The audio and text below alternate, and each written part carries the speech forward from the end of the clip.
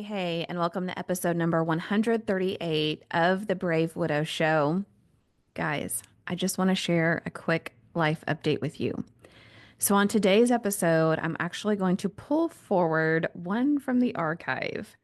This is from Valentine's Day of 2024. So, you're going to get to hear a beautiful story of love and hearts and Valentine's Day and just the incredible meaning it had for one of our brave widows. Before we dive into that episode, I just want to share with you that this month, February 2025, Robert and I just celebrated our 1 year wedding anniversary. We just came back from the Dominican Republic where we had an amazing week of total relaxation, of beach time, of time in the sun, and just time together, really celebrating this new life that we've been creating together. And as February is the month of love and also can be a difficult month, I just wanted to make sure that you were aware of a few things that we have going on in Brave Widow.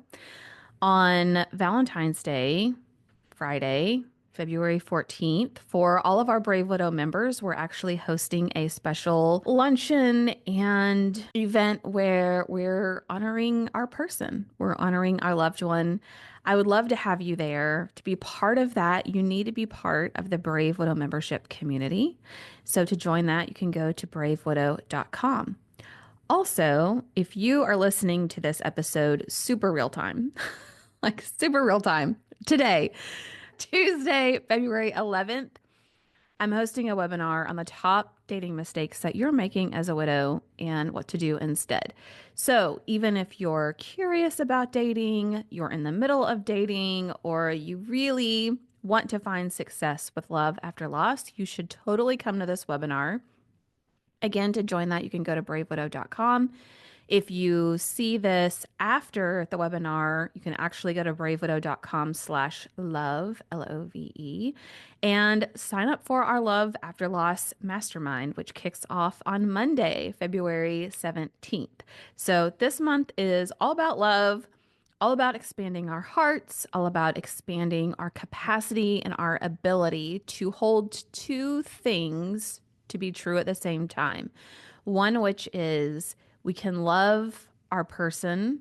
We can love the time that we had together, the years and the life that we had together.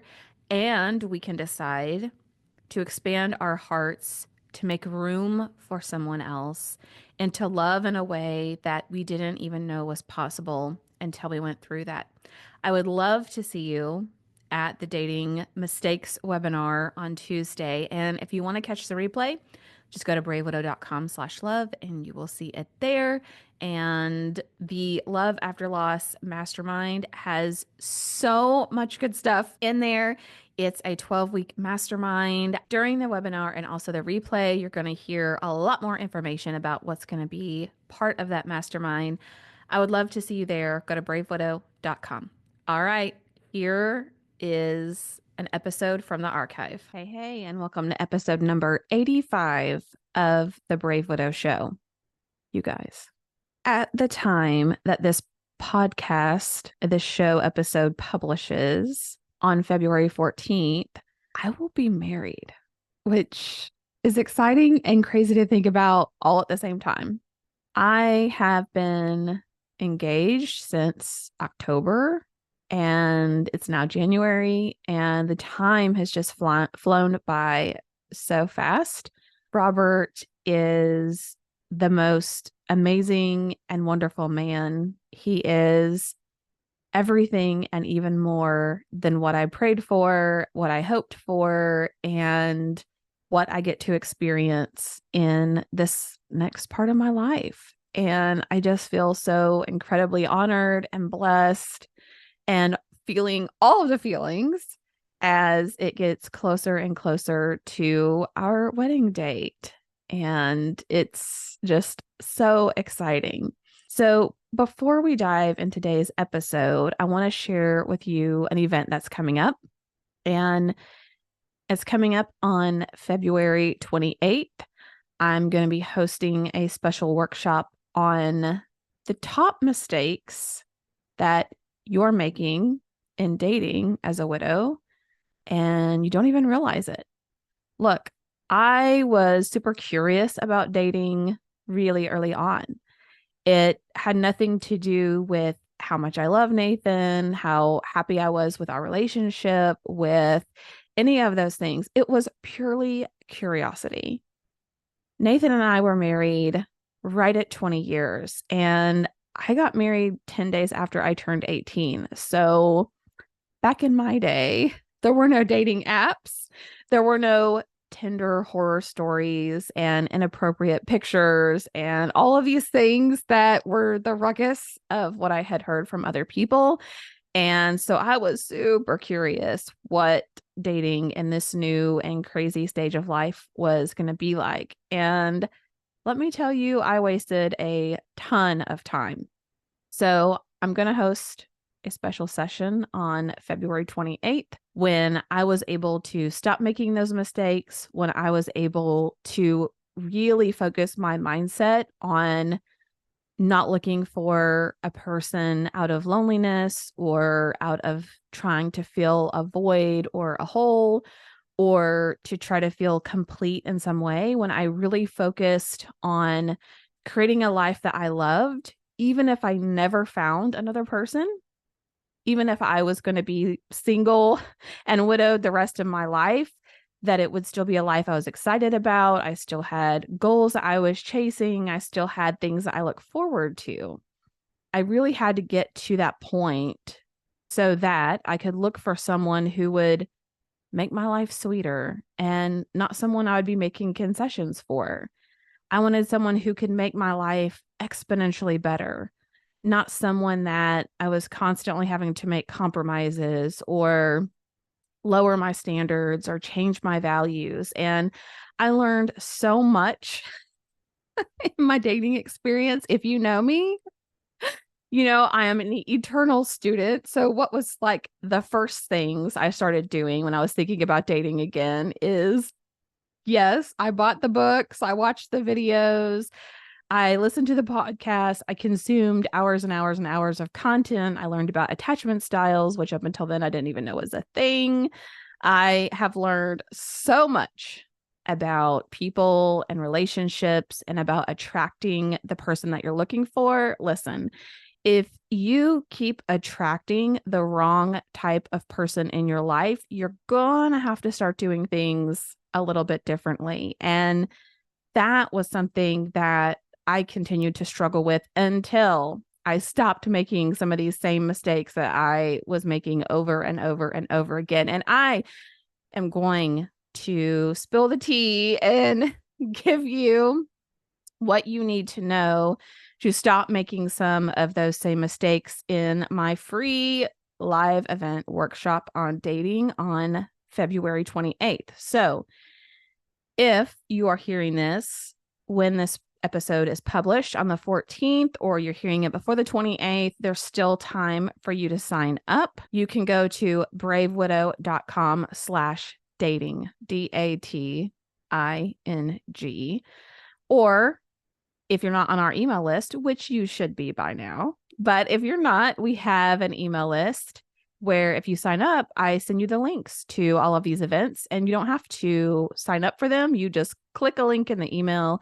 It auto enrolls you and you have the opportunity to attend in person. And if for some reason you can't attend in person, you do get access to the replay. But I learned so much about the mistakes I was making and about the ups and downs of dating and how to navigate this crazy world, that when I started dating again and when I had the right mindset, the right healing, the right growth, the right maturity, the right timing, these things started to come together. When I started dating again, in less than 2 months, I met the man that I am now married to when this podcast gets published. And I couldn't be happier about having him as part of my life and with being part of his life. It has just been an absolutely incredible experience that I have to help share everything I've learned and ways to help you, because this is something I see people post about daily. This is something my clients ask me about, how to navigate dating. This is something that causes all kinds of mind drama and insecurities and frustrations.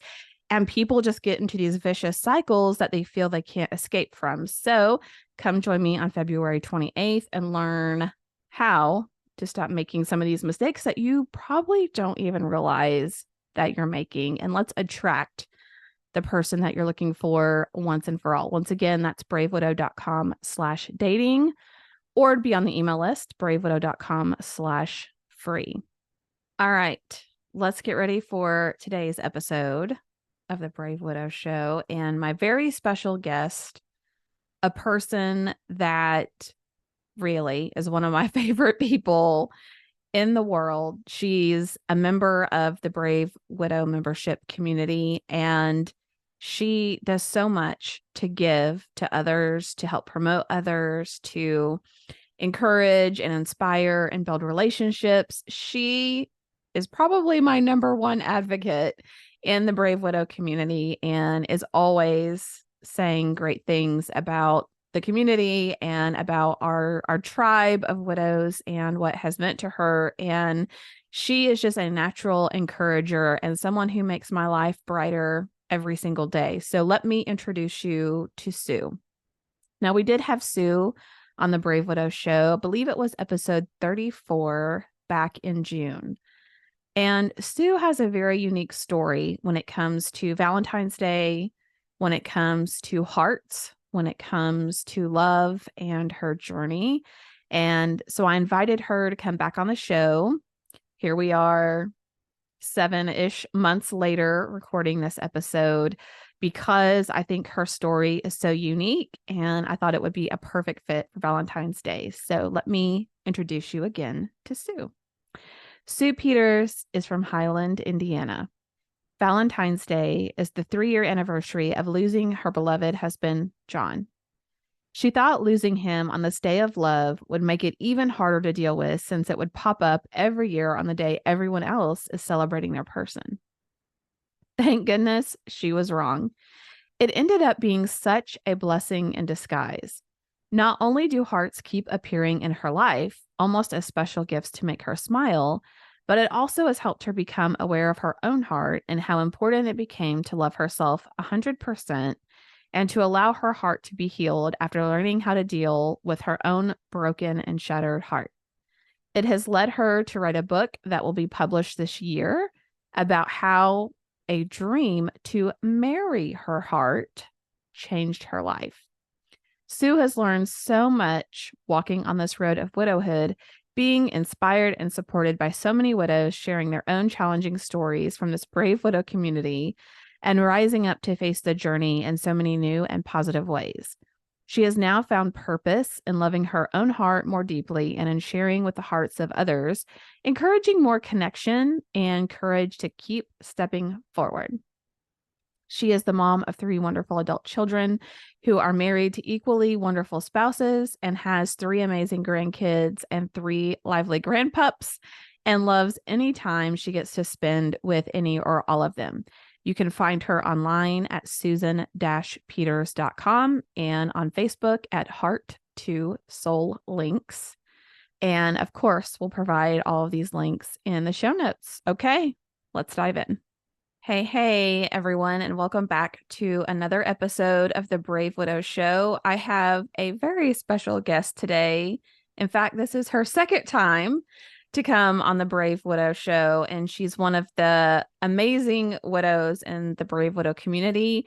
It is Miss Sue Peters. Sue, welcome back to the show. And hey, thank you for agreeing to do a second episode. Hey, thanks so much, Emily. I'm just so glad to be back and share time with you. I always enjoy having conversations with you and being part of your Brave Widow community. It has helped me step out and be a whole lot braver in widowhood and in my new life to come. Oh, well, thank you. Well, for our audience, one of the reasons I asked Sue to come on is because Sue also frequently shares her stories, and she's going to tell you about all kinds of things that she's doing. So I'm not going to spill the beans, But Sue's just a very inspirational and encouraging widow, and she has a very unique story of loss and love that have happened around Valentine's Day that are centered around the heart and love. And so I thought for our Valentine's Day episode, this would be appropriate and an awesome time to have Sue come and share her story about the heart and the significance behind that. Sure. I'll start it on a day of celebration of love, which was my son and his new bride-to-be's wedding. That is the day my husband got sick. He was all ready to go, dressed in his tuxedo. He zipped my dress. I put his bow tie on, and all of a sudden his stomach was hurting. He had pains in his stomach. We ended up calling an ambulance. He got sick, didn't make it to the wedding, was sick for 4.5 months. And then he passed away on Valentine's Day after a valiant effort of trying to survive and get through it all, but he never recovered because his pancreas burst and took out all of his insides except for his heart. So at least his heart kept going through it all. And it's kind of ironic because through it all, that's what broke for me, my heart. My heart got broken, shattered, splintered, crushed. And so when he died on Valentine's Day, I thought, oh, that's great on top of everything else. Now I have to think of Valentine's Day, the day of love, the day that everybody has their someone to celebrate. And now that's the day I lost my someone. So at first it was like a pretty hard blow after everything else that happened. But as I started to get through it all, I started realizing it actually ended up being kind of a neat blessing because in a lot of ways, hearts started showing up in just random ways. Like I would see like a water droplet, it would be in the shape of a heart. I would be cutting up mushrooms and one was in the shape of a heart. I'd go pick my strawberries in the garden. One was in the shape of a heart. My brother-in-law and sister-in-law found two heart-shaped potatoes in their potato sack for Thanksgiving, and they saved them to give them to me on Thanksgiving. They're like, John's watching over all of us. They actually even took me on a vacation a couple of months after John died, and it was to Boston and to see their son. And we kept seeing hearts show up along the way in windows, hanging on trees. We found a flagpole that somebody had made this whole big red heart around, and so we took a picture by it. So we just kept laughing that, oh my gosh, no matter, even though John died, it's like his heart is still touching our hearts, and it was like little love notes. And so I started looking at like, wow, that was kind of cool. He died on Valentine's Day because now, although I can't celebrate that day with him, I get all these extra little notes and gifts from him. And that's how I interpret them, and so it can go however anybody wants it. But even this necklace that I'm wearing has a heart on it and the infinity sign, which I just happened to find while I was standing in line at Christmas. I wasn't looking for a necklace. I wasn't doing anything, but there was this heart on this necklace, and there was a message attached to the box that said, I will love you for always and forever. And I'm like, oh my gosh, it's like I'm getting a Christmas gift. So the hearts just kept showing up, and for me it was a sign to say that I need to let my heart heal. And so I started connecting into my heart a lot more, and I learned that the more that your heart gets shattered and broken, that's the way the light gets in. And so I was letting the light come in, and it was going deeper and deeper and deeper. And it ignited something like really deep inside of me that I never knew was there, which was a way deeper love than I ever could have found just with John physically in this world. And now connected to the divine part of John, it just like opened me to like, oh my gosh, my heart can love even more. So I connected to a dream to actually trust and love my heart like 100% because I'm like, I just want to do this. I don't want to stay broken. I want to go forward. And the way I felt I could do that was by committing myself to my heart 100%. So I decided to marry my heart, and I bought a ring, a heart-shaped ring that is called the Radiant Heart Ring. And it was, oops, wrong way. It was that you can love yourself from the inside out. And so I created a ceremony. I took myself on a Okay. honeymoon. Okay, hold on. Okay. Because yeah, I think when people first hear that, they're going to do a little bit of a double take of how you decided to marry your heart. So here we have, kind of the start of this whole journey and process for you, which started with recognizing a heart as one of your signs and things that you look for as a sign from John or a way to feel cherished and loved, even though you could have been bitter and cynical about losing him on Valentine's Day, and now having associated the start of his illness with your family's wedding, and just that could have been a spiral of misery and despair for you, but you were able to heal through that and embrace the fact that the heart and love was really going to be an important part of your story. So when you tell people like, oh, I decided to marry my heart first, what does that even mean? I know people will be super curious. And then how you really made that decision of what that means to you and what you would do next with that. Well, I was scared to tell people. At first, I actually was just going to keep the whole story to myself. I'm like, I think they might think I'm kind of crazy. So I was going to do that. And I was just very happy that I felt 100% committed to myself at first. But what changed it was when I actually went on my heart honeymoon, and I really had to face the trip of going by myself and taking myself on the first trip I had ever been on, and to a place I'd never been to people I didn't know, and it was scary to step out and do that.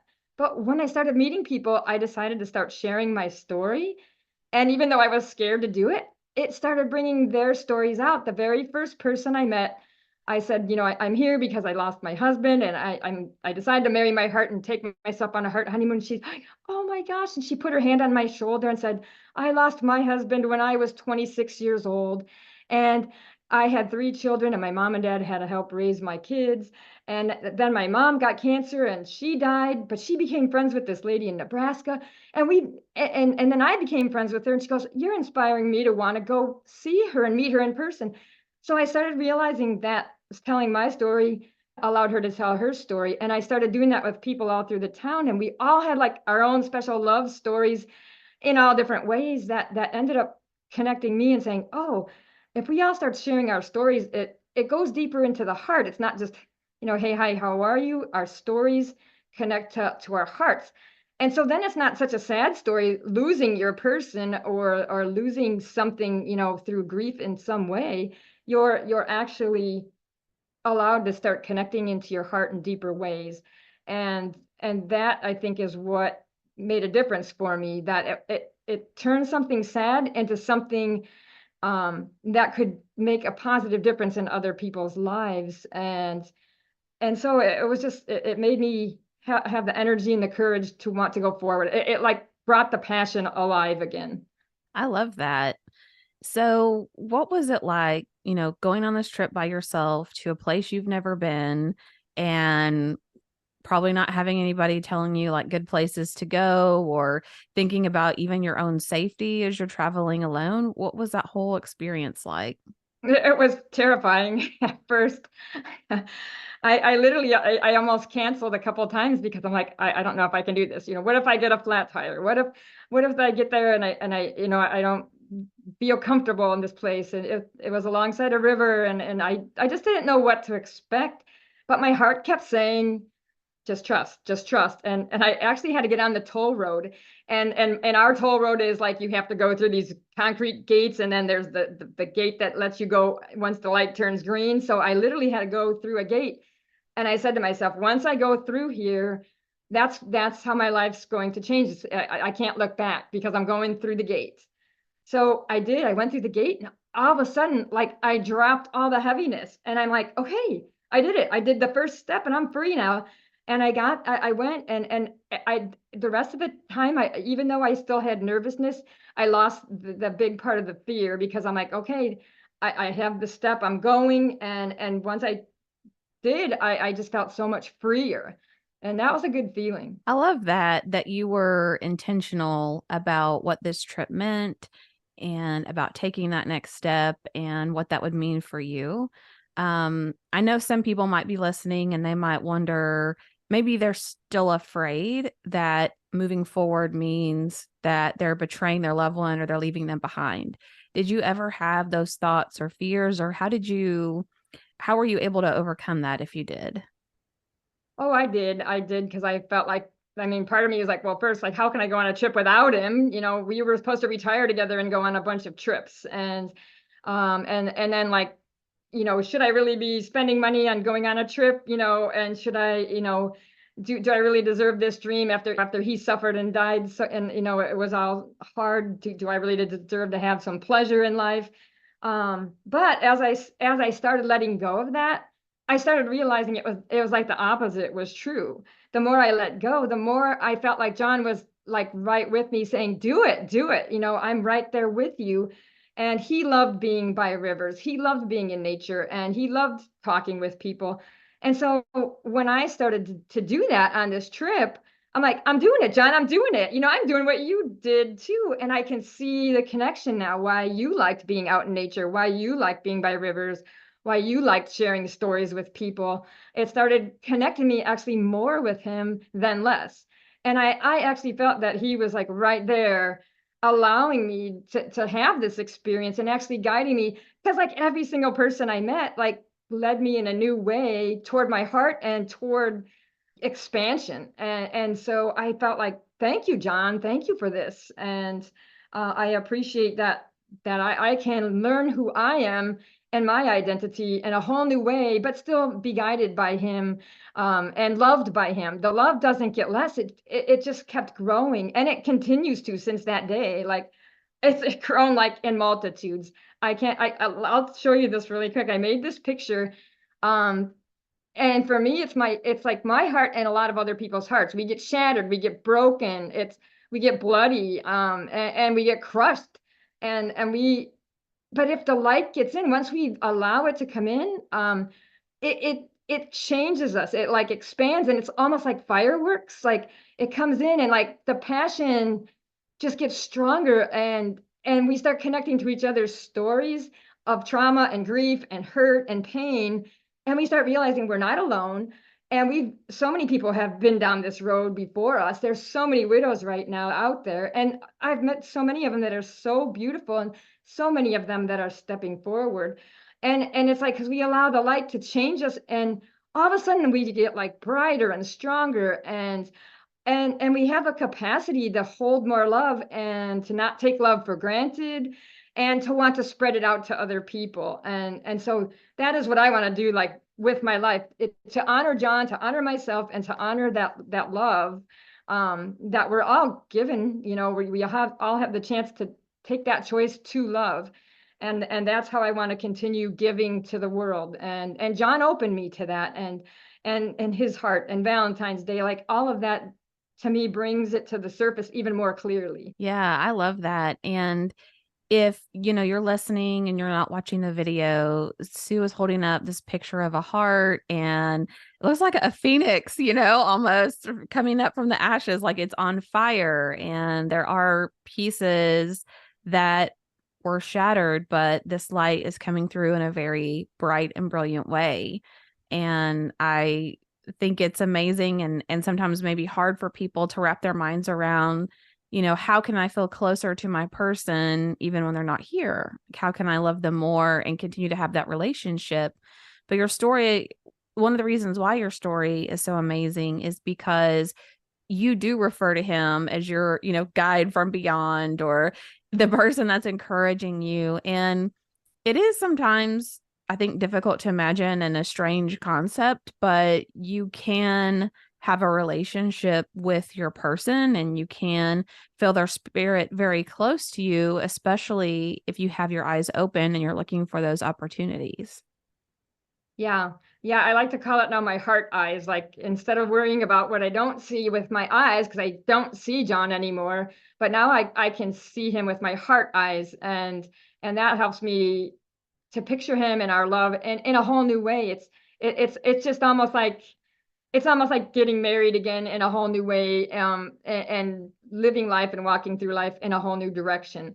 And although I took it to mean marrying my heart, it just expanded my heart to John and to other people in a bigger way. So That's awesome. So, what are some other signs that you've seen from him or instances where you've noticed a heart that's really touched you? I know you share a lot on your blogs that you write, which are always amazing, but what's another one that comes to mind for you that's really been special?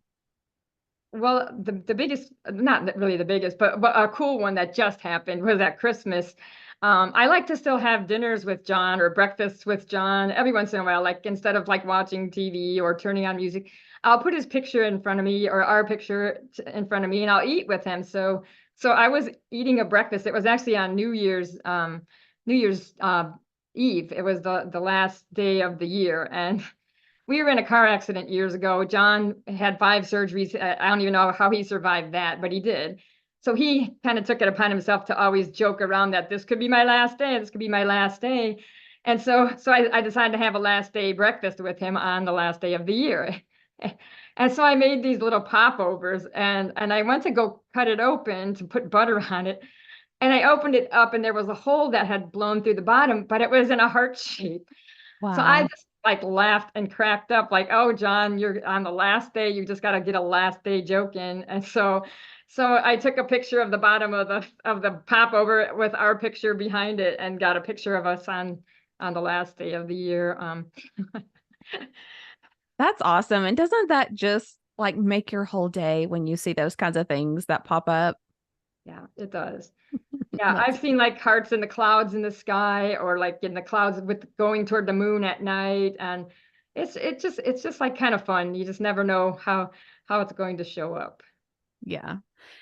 Yeah, that's true. And I notice that for me, if I am more intentional about keeping my eyes open or looking for those things, that it's easier to spot them and find them. And for those skeptics of you that are out there, don't worry. I was very skeptical at first too. And I think I've mentioned that a few times early on in the podcast. But I came to the realization that whether it's God, whether it's Nathan, whether it's, something that brings love and joy and peace to me, the intricacies of it and what it is or isn't doesn't really matter. At the end of the day, it just makes me feel close to Nathan, and it just really brightens my day and reminds me of the love that we shared, which I think is kind of the point. So, Sue, you've done such a great job, I think, sharing your story and your vulnerability and experiences. Would you like to share some of the other things you've done, like your blog that you started and some other projects? Like, what inspired you to do those things, and what all are you working on?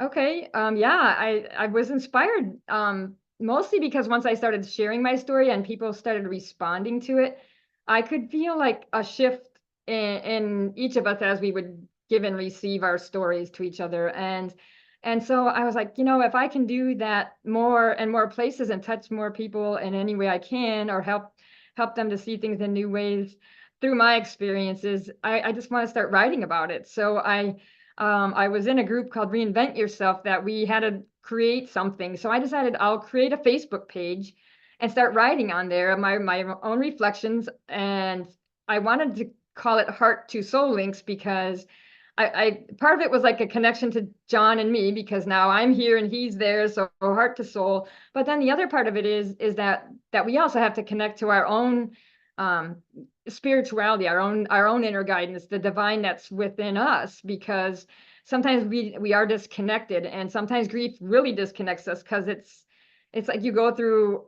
sometimes a crisis of faith when your loved one dies, like, well, where's God, and why is he not helping me, and why are my prayers in vain? And it started making me see that that's not true, that it's all within us. We can find it still. And that's what can help us to get through all these things. So I started writing reflections and thoughts and the synchronicities that would come up, and I made it a weekly thing. So I've been writing every Friday since May, on my Heart to Soulings page. And I've just been enjoying interacting with people and connecting on new levels, and just having an opportunity to share, which has led me to want to write my book, because I thought, well, that's even and then you introduced me to the Grappling with Grief website, and I was able to write a publication for that, which just came out today. So you can check it out on my page. And it also has gotten me into other groups where I can speak and share. It's just given me a chance to put out the word to the world that we each have a message that we can give. And each of us has a purpose. Each of us has love to share in some way, shape, or form. And the more we step out, our love can make a difference. Our life can make a difference. Every single person has that opportunity to do that. And I just want to say that, someone like me that last year wouldn't have been able to say I could do any of these things, now has been able to step out and do a bunch of different things because I've been supported by so many different people that I've met along the way. Yeah. And would you say, all of those new things that you've taken on, I've just had such a wonderful time, hearing you over the months of, oh, I'm working on a book, which is amazing. And oh, here's the progress of how far I've gotten. Or here's, seeing you post your blogs on the Facebook page and things like that. Like you've really just taken those things and run with them. And it's just really been inspiring to see you give so much back to help inspire and encourage other widows. And it's just awesome to have watched you blossomed in that way. Well, I've been inspired by other widows too. I mean, just being part of your community and the Brave Widow community and connecting with other widows that are also going through so many challenges themselves, and they inspire me. So I'm like, if they can inspire me, I'm going to keep inspiring other people also, because every one of our voices and stories is important, and it always connects with somebody else. And I kind of say to myself, well, John gave me a really good story. I mean, he got sick on our son's wedding. He dies on Valentine's Day. And all these hearts keep showing up. Well, what a great story this is to share. I can't waste it. That's kind of how I'm looking at it. Like it would be like almost worse if I don't share it, because it's something that can help other people, because right away they can connect into it. And then it helps them not to be so afraid of death. It helps them not be so afraid of widows, because sometimes people are afraid of us. And it helps us to know that other people can connect with us on new levels, and we can lift some of the mystery of grief away from people and take away the sadness of it and help elevate it to something that could be positive and strong, because it does make us stronger. I've grown. I'm not the same person at all that I was 3 years ago, and all the widows that I know are the same way. We have grown into such amazing, strong people and share our lives in so many new ways. And that changes the world one person at a time. Yeah, it absolutely does. And it's so interesting to think about how if we'd not gone through this experience, your book never would be published Yeah. about this story, at least. You and I wouldn't be here talking today. There are so many things that we wouldn't have done and ways we wouldn't have grown. Like, I don't know that I ever would have reached the potential that now I can even see for myself, even in the future, had I not gone through that. And even though it's not a choice that I would make to say, oh, yeah, I want to go through that so I can, be the best that I can be, it's just really encouraging, I think, to see that now we are able to prioritize the importance of family and friends and meaning and what we give back to the world. Whereas otherwise, we were just maybe complacent or comfortable in our lives and not really thinking about those things. Yeah, I'm starting to get to the point, which is in a lot of my circles, that we have to get comfortable with discomfort, and that's how we grow. You can't climb a mountain without a little bit of discomfort, but when you get to the top, the view's pretty awesome. But it takes a long way to get up to the top, but you have to have the perseverance and the capacity to do that. But I think as widows, we're given that chance and opportunity, not by choice, but we are given that chance, and we can choose from that thing that happened to us that we don't wish upon anybody, but we can choose to take that and make a difference in someone else's life or in our own life, and see where it takes us. I like to kind of think of it as our hearts get shattered, but the shattering that goes all over the place can turn into little seeds, and the life and love of our loved ones that pass away can be the compost for those seeds to grow. And that helps to lift us up into a new growth, a new person with a new identity that's ready to get stronger and stronger and grow into the world, into something that I see as being more beautiful than it ever was before, and that it blossoms a little bit at a time, just like a flower, and in so many new ways. It's like if you think of like a tree growing, and it all of a sudden has all these leaves on it, and what if they're all heart shaped? And every single one of those leaves blows off to some other person, another person, another person. Right now I'm connecting with people all over the world that I never would have before, because luckily we can do things online. And my life has just been so inspired by all these amazing people, and everyone's been through something. Um, and but if our tree, our leaves, our flower can bloom and grow in another space and touch another life, even if it's only one other life, then to me that's a huge, huge thing. Yeah. Yeah, I completely agree. And it is really inspiring to see so many other people that have gone through tragedy and trauma, and yet they're generous and they give back to other people and they're trying to help and they're trying to encourage and they want others to know that they're not alone. And it's just amazing to see some of the connections and things that can happen from that. So, tell the audience a little bit about your book that you've been writing and what your thoughts are on getting it published, because that's super exciting. And then maybe where they can find you and or find your writings on Facebook and how they can just learn more about you and what you're doing. Okay. Yeah, the book that'll be coming out, it'll be coming out probably late spring of 2024, so a few more months. It's getting to the point where I'm wrapping it up now for the first edit, and it'll be called The Miracle of Marrying My Heart: One Woman's Journey to Discover New Dreams After Loss. And it'll be coming out by Flower of Life Press. I'm working with my publisher right now, and she has helped journey with me along this. It's been a whole journey writing this book. It's not just been me writing it and then I turn it in. She has actually been journeying with me and other authors that are doing other writings, not just about grief. And it's been a whole eye-opening experience for me, as a person and me as an author to be here. And it's exciting because once again it's connecting stories and seeing how that plays into the bigger picture and how we all affect each other, because so many people that I've run into have experienced the death of someone that they love along the way while I've been writing this book, and then I can share my story, and it kind of connects them into it. So I'm excited to share it because I just feel like it will help open the doors for other people to see life and death in a new way and love how it can grow. I'm excited because for me, it's been like a miracle in my life to see that something so devastating can bring so much new life. And that's the miracle of it for me. It's not like just a miracle, like something appears in front of me. It's the miracle of that I can actually transform my heart into something better. And so that's what I want to share with the world. And it will be like I have a website now, so it's www.susan-peters.com. I kind of like to think of it as, you know what, it's like perfect for widows. You know how on our tombstone, it's like the year you're born dash the year you die. Well, mine is Susan Dash Peters. So the dash is your life. The dash is the love. The dash is the important part. And so it's kind of neat that it turned out to be susan-peters.com.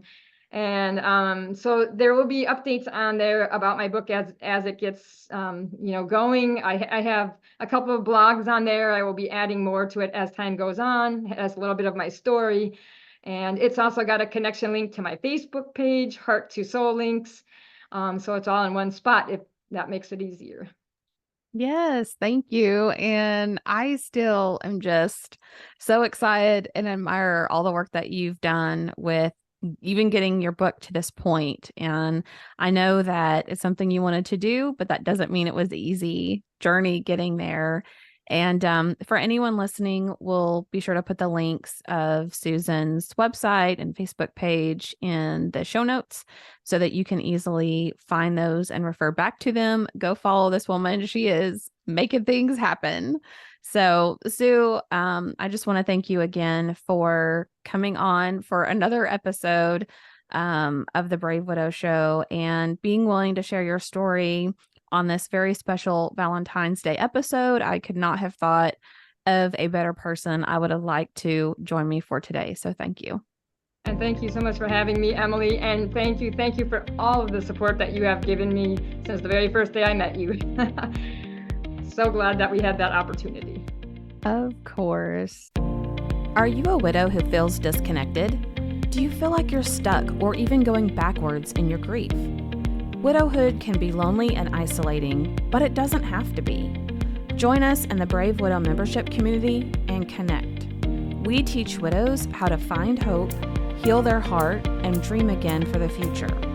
Find your purpose and create a life you love today. Go to bravewidow.com to get started.